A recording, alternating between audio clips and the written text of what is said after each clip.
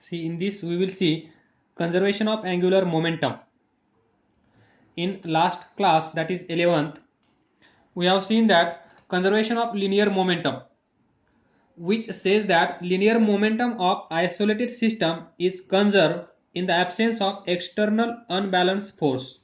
ज्यावेळेस ती जी बॉडी आहे, ज्या बॉडीकडे लिनियर मोमेंटम आहे, त्या बॉडीवर एक्सटर्नल कुठल्याही प्रकारचा फोर्स जर ॲक्ट होत नसेल तर linear momentum of isolated system is always get conserve.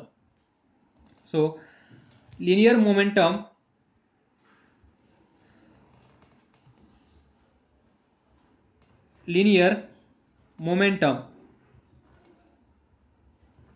of isolated system get conserved. कधी? in absence of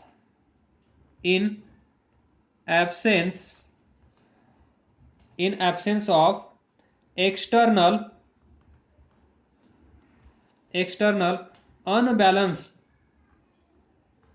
unbalanced force. पाहिजे लक्ष द्या, unbalanced force. तर पहा,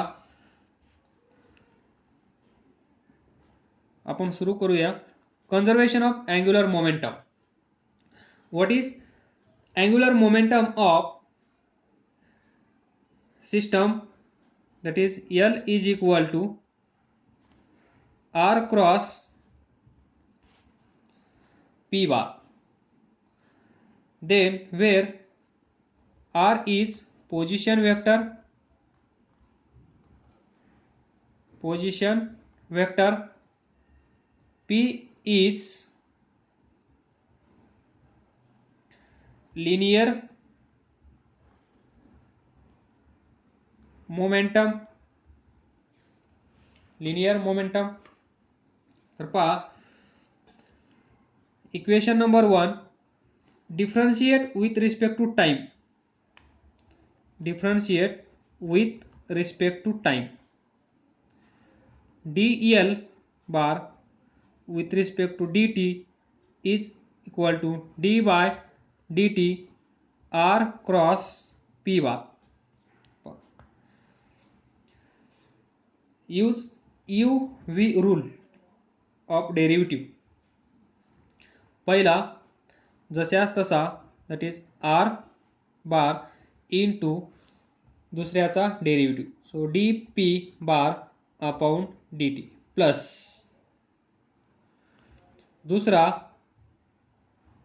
दुसऱ्याचा, आता इथे क्रॉस प्रॉडक्ट असल्यामुळे आपण सिक्वेन्स फॉलो करूया.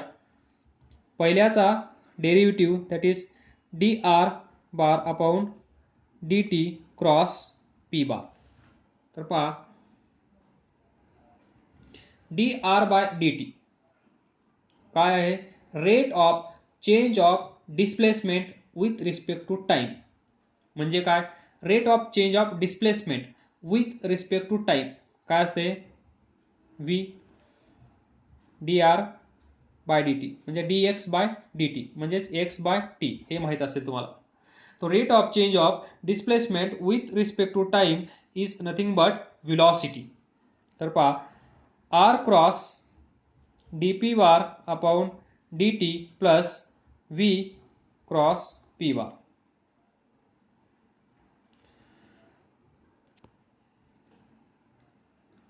Next see dp by dt. This is Newton's second law. Rate of change of linear momentum with respect to time. dp bar upon dt. तर इथे लिहा r cross dp bar by dt, that is f bar plus v bar. p म्हणजे काय? Linear momentum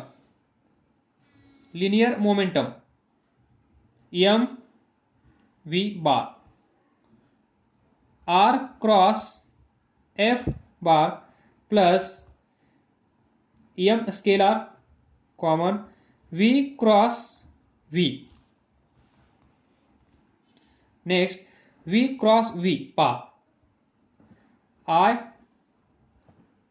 याच डायरेक्शनमध्ये I I along x axis. So I cross j is equal to k. हे तुम्ही vector मध्ये पाहिलं आहे. I cross j is equal to k. तर I cross I is equal to 0.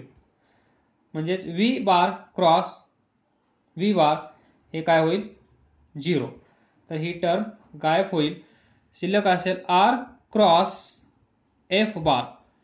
या साईडला काय असेल dl bar by dt. dl bar by dt is equal to r cross f bar. आणि r क्रॉस f बार काय आहे पहा, it is moment of force. It is moment of force and is equal to torque. This is a definition of torque. Torque is equal to force into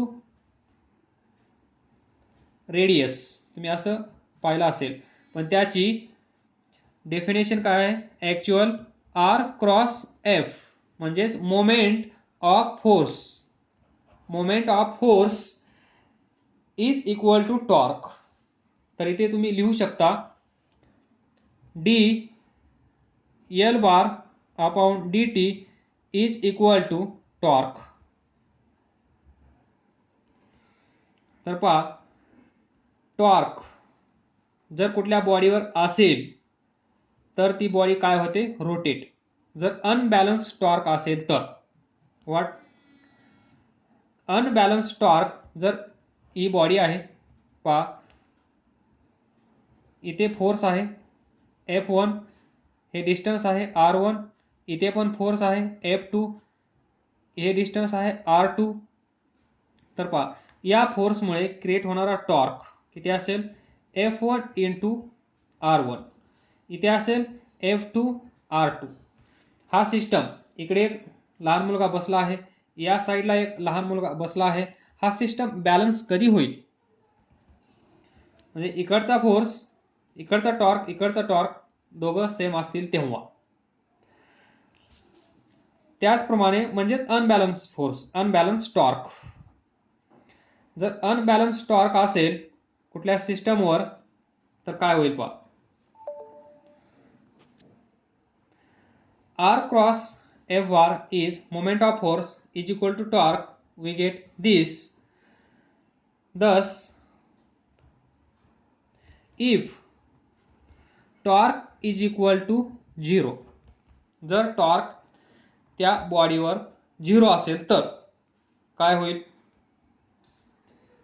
dl bar by dt is equal to 0 येईल. पहा, जर torque 0 असेल तर आपण काय म्हणत आहोत, thus if torque is equal to 0 means value of this is 0, then we get rate of change of angular momentum with respect to time is equal to 0.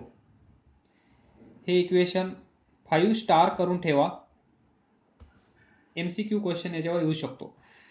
Rate of change of angular momentum with respect to time is equal to 0. तर पहा, torque 0 म्हणजेच याचा अर्थ काय असेल, torque 0 याचा अर्थ काय असेल, डेरिव्हेटिव्ह आपण अँग्युलर मोमेंटमचा काढत आहोत. याचा अर्थ असेल, पहा इथे सांगतो, what is derivative of 5 with respect to x. What is derivative of 5 with respect to x, 0. हेच इथे घडत आहे. Derivative of l with respect to t is equal to 0. म्हणजे कुठल्याही क्वांटिटीचा, कुठल्याही नंबरचा किंवा कशाचाही डेरिव्हेटिव्ह 0 येत असेल तर याचा अर्थ काय असेल, इथे पहा, याचा अर्थ काय असेल? 5 इज कॉन्स्टंट नंबर. 5 चेंज होणार आहे का? नाही. 5 आज 5च आहे, उद्या 5च आहे, परवा 5च आहे, 5 वर्षानंतर 5च आहे, 25 वर्षानंतर 5च आहे. That is constant. तर मग derivative of constant, derivative of constant, derivative of constant with respect to T is 0. याचा अर्थ एल बार इज कॉन्स्टंट. याचा अर्थ काय आहे? एल बार इज कॉन्स्टंट, तेव्हाच डेरिव्हेटिव्ह 0 आला आहे. मग एल कॉन्स्टंट म्हणजे काय? एल कॉन्स्टंट म्हणजे काय? Angular momentum L is conserve. Angular momentum is conserve. Angular momentum is conserve. पण कधी? In absence of external unbalance torque. पहा, टॉर्क आपण 0 केला आहे. टॉर्क आपण 0 केला आहे म्हणजे या बॉडीवर कुठल्याही प्रकारचा टॉर्क ऍक्ट होत नाहीये. एक्सटर्नल टॉर्क अवेलेबल नाहीये. In the absence of external torque, that is why we considered here torque is 0. जर टॉर्क 0 असेल तरच इथे आपण 0 लिहू शकतो, आणि इथे 0 याचा अर्थ एल कॉन्स्टंट असेल, आणि एल कॉन्स्टंटचा अर्थ असेल angular momentum is conserve. That is conservation of angular momentum, जे आपण शिकत आहोत ते. आलं लक्षात? एल कॉन्स्टंट म्हणजेच angular momentum is constant we can say, और angular momentum is conserve in, याच्या पुढे ते जागा नाहीये, मी इथे लिहितो, in absence of external unbalanced torque. External unbalanced torque. Absence of external unbalanced torque म्हणजे torque is equal to 0. This condition, torque is equal to 0 म्हणजेच absence of external unbalanced torque. Unbalanced torque म्हणजे rotate होत नाहीये. जर ही machine rotate झाली तर तिथे काय असेल? अनबॅलन्स टॉर्क अवेलेबल असेल. याचाच अर्थ इफ टॉर्क इज 0, दिस समजला असेल अशी आशा करतो. यालाच म्हणतो आपण principle of conservation of angular momentum, very similar to conservation of linear momentum. P is equal to mv, linear momentum. Linear momentum पण कन्झर्व होतं, ते चेंज होत नाही. त्याचप्रमाणे अँग्युलर मोमेंटम पण कॉन्स्टंट आहे, चेंज होत नाही त्या पर्टिक्युलर बॉडीसाठी. थँक्यू. समजलं नसेल तर विचारत जा. विचारल्याने तुमच्यामध्ये प्रगती होईल, अभ्यास करू वाटेल. जर समजत नसेल तर अभ्यास करू वाटणार नाही, आणि अभ्यास करायचा असेल तर तुम्हाला क्वेरीज विचाराव्या लागतील. विचारल्यानंतर त्या गोष्टी कळत राहतील, आणि कळल्यामुळे तुम्ही पुढचा अभ्यास कराल.